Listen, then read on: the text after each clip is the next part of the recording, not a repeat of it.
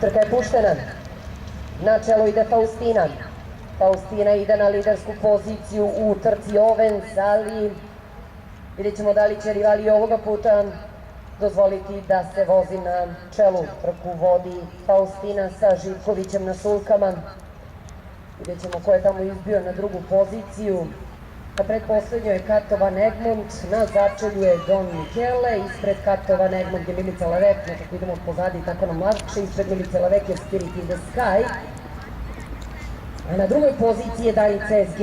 Ona je bila neutvrdiva u jednom trenutku, trku vodi Faustina. Faustina sada na drugu poziciju izbija Latisana. Faustina, Latisana, Danica SG. Zatim Spirit in the Sky, Milica Lavek, Katovan Egmont, Don Michele. Trebalo bi ovo bude vrlo uzbudljiva partija. Trku vodi dalje Faustina. Ovogodišnji hit sa gomilom derbi triumfa. Onda na drugoj poziciji osvajačica revanš derbija Latisana.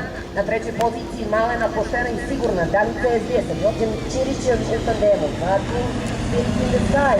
Onda Milica Lavek, do koje stiže jedan od takođe hitova ove sezone, Katovan Egmont. Ali mnogo je pobegla Faustina. Faustina je mnogo pobegla što Latisani, a onda Latisana ostavila Danicu Lavek, pa Spirit in the Sky, Katovan Egmont, Milica Lavek, na posledku Don Michele. Faustina, Latisana. Faustina ide natrag. Faustina ulazak u poslednju krivinu koju koristi Latisana da smanji prednost između sebe i Faustine. Faustina, Latisana.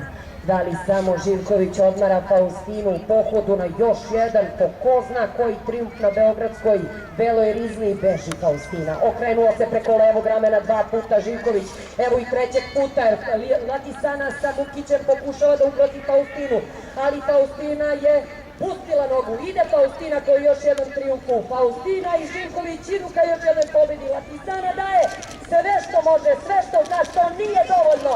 Faustina ponovo prva. Latisana druga pozicija opet. Kako dobro, Kele, opet četvrti.